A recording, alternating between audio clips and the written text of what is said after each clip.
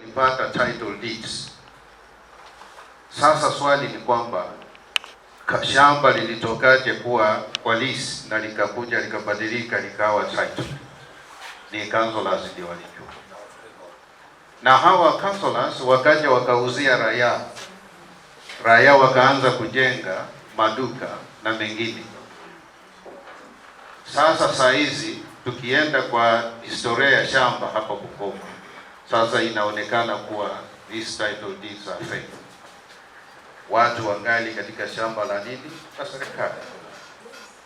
So foundation ambayo ilikuwa laid siku zile za nyuma ndio county government inafuata sasa.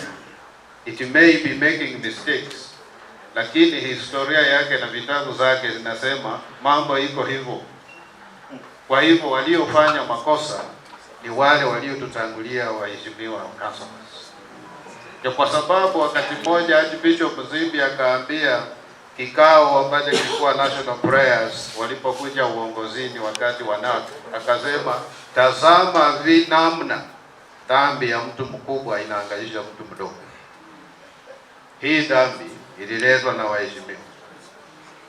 Na sasa kwa sababu saa hizi tuko na county assemblies, kitu ambacho na wao tutakuja kuwa blame siku zijazo ni ya kwamba ile sehemu ya legislation hamujafanya vizuri sana.